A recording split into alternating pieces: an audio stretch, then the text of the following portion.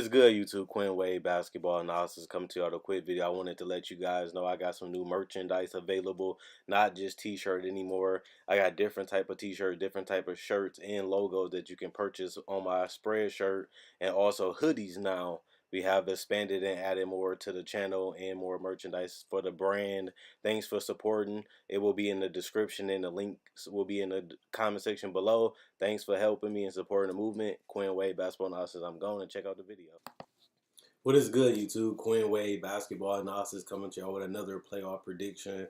We're going to talk about Houston versus Utah, the rematch from last year. The #1 team, Houston Rockets, was able to defeat them after some injuries and some things went wrong.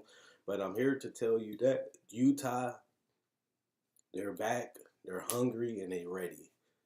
They don't have the same team. They made some changes. Some people got injured like Dante Exum, but they playing better as a team. Joe Ingles handling the ball, throwing lobs and shooting threes off the dribble.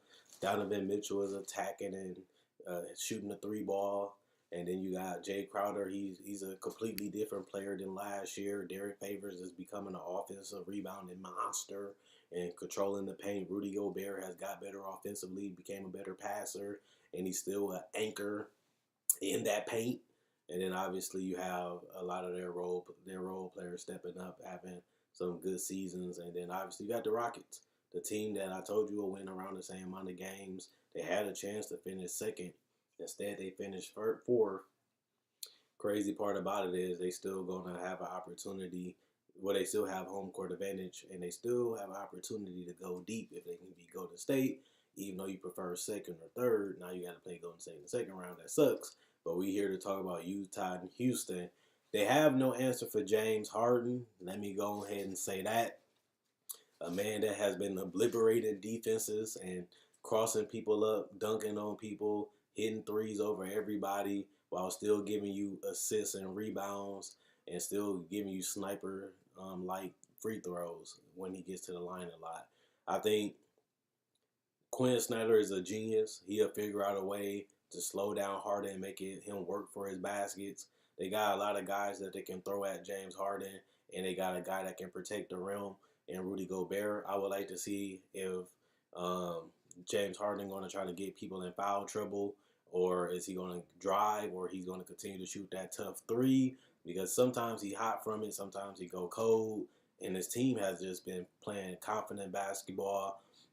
You got Chris Paul back healthy, a guy that really helped them seal the series against Utah last year, controlling the tempo, controlling the pace of the game, getting mid-range shots to go, getting three balls to go, literally picking apart the defense, throwing up lobs to Capella, shooting threes off the dribble. And then on top of that, Gerald Green is confident. Eric Gordon still chucking up them threes. And then you got PJ Tucker, who you can make an argument should be all NBA defensive team, but he's a master at the sniper corner threes. And then you got Clint Capella healthy now, and he having a career season.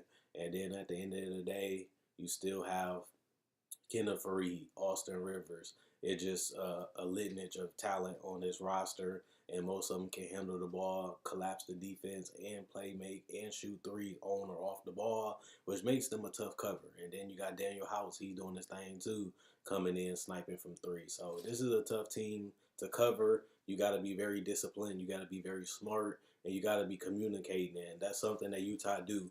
They all know what's going on.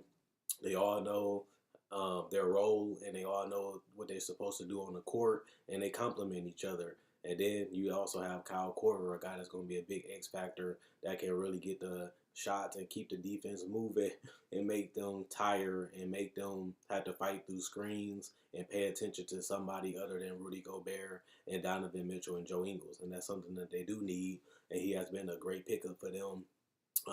He didn't take them to that championship level, but he made them one of the best teams in the West. They was able to win 50 games, and they have been pretty impressive in their victories. And they can grind you out. They can go bucket for bucket against certain teams. And a lot of their players is having the best season of their career. And they didn't do that in the beginning of the season, but the second half, the Jazz have looked phenomenal. And if I had to pick a team that can really compete with anybody and fight with anybody, it would be Utah. I just feel like, can they score enough points? I know defense create offense, so they're gonna have to get a lot of steals and they're gonna have to get a lot of stops to really compete with Houston, who's gonna take a lot of shots, get up a lot of threes, and James Harden, you know, he's gonna get over 20 to 25 shots.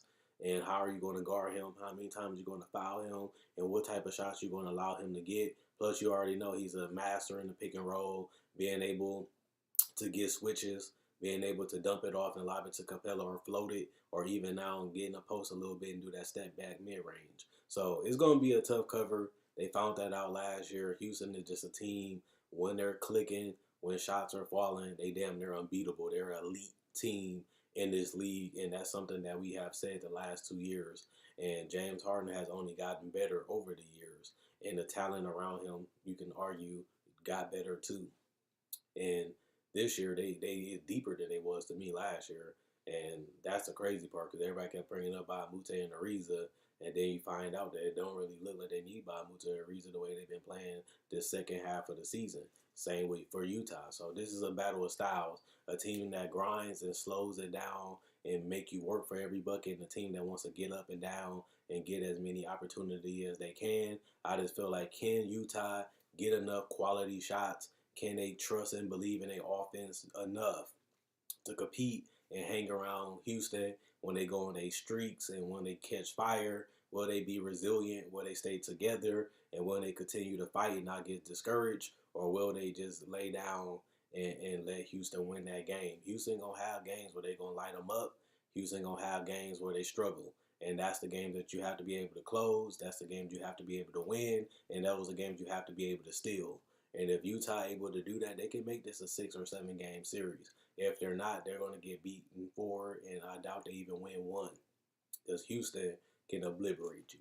And Houston is a team that comes back. You can get off the good starts, and they'll come right back at you. And they'll keep coming, and next thing you know, you lost the game. But they also showed the ability to trick games with their ability to take a lot of tough shots and settle for a lot of threes, allow you to get chances to get easy buckets if you execute and you attack them right. I want to know how they're going to attack Houston. Are they going to try to spread out the floor for Donovan Mitchell? Or are they going to continue to move the ball around? Is they going to play a lot of pick and roll? Or is they just going to use multiple ball handlers coming off screens to get opportunities? Because you have to pick what you're going to do against Houston, because Houston is a low-key good defensive team, and they get a lot of deflections, they get a lot of steals, and they do play hard. So you got to bring your game. This is one of the best teams in the NBA, regardless of conferences. Their record don't really show that they're elite. They got off to a slow start. They didn't play well. They got a lot of injuries, but when they're healthy, they are dangerous. And I want to know how Utah going to handle the adversity. I want to know how they're going to handle the craziness that can happen. Is they going to stay confident when the game and the shots are not falling, and Houston's are? It's just a test of will. It's just a test of how much they want it. And if they want to beat this Rockets team, they're going to have to do some things they never done before. But as long as they stay together, they play together, trust and believe in each other, I definitely think Utah can compete and keep the games close. Who going to close the games? Who going to make the shot? A lot of time in Utah is everybody. Everybody is a weapon. Everybody can do what they do in their role. And that's something that you have to give credit to Quinn Snyder for being an unselfish coach, making sure everybody trying to get the same goal, and that's get the best shot available. Sometimes they do chuck up some bull, but it's not as often as Houston. Can Houston stay under control? Can Houston execute in the fourth quarter? Will they settle? Will they give up leads? Will they take bad shots and shoot themselves out of the game like they did last year in the Western Conference Finals? That's all about discipline. You have to learn. And with Chris Paul being back, that should help them get some easy buckets and get some mid-range in there and get some more lives to Capella and some dump-offs. And that should give them that edge for them to win this series in about 5 games. I got Houston in 5. I don't think Utah can score enough.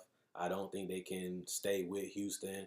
And I don't know if they can really, push Houston.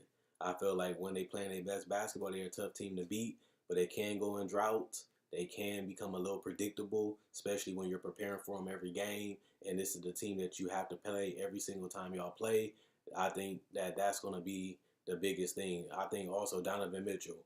Can he play make?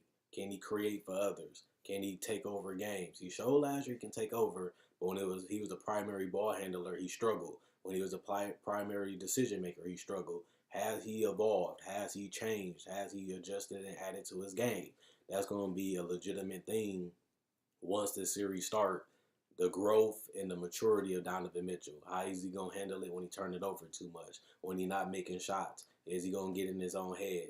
Is he going to continue to fight? Is he going to continue to have short memory? Or is he going to continue to struggle? He struggled a lot last year against Houston. They got a lot of people they can throw at him. They got length, they got speed, they got size, they got physical defenders.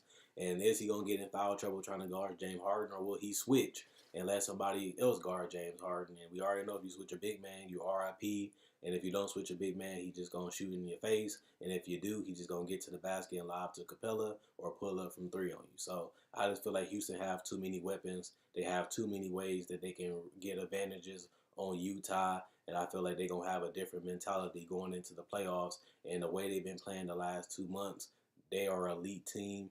And I think they're destined to play Golden State eventually in the playoffs. Why not early? Why not later? I don't think Houston cares. They feel like they can be anybody. And when you're playing the type of basketball that they're playing right now, it's hard to argue with that mentality when they have been showing that. But Utah, I still think they can steal a couple games. And I think if they keep it close and stay together, stay composed, they can make it a longer series than what I think. But if they crumble or can't score enough, or they just can't get enough shots up, because Houston like to run up, take shots quick and shoot a lot of threes. I think 1 minute you down 3, next minute you down 6, you go into the fourth quarter down by 4, and Utah can they just go out there and stay executing and getting quality shots, and can they capitalize off Houston beating themselves? That's going to be the key to them making it longer or even winning this series. And if Houston knocking down shots and James Harden taking over, it's over. Let me know what you guys think. Do you agree? Do you disagree? Who do you feel going to win? How long you think the series going to go?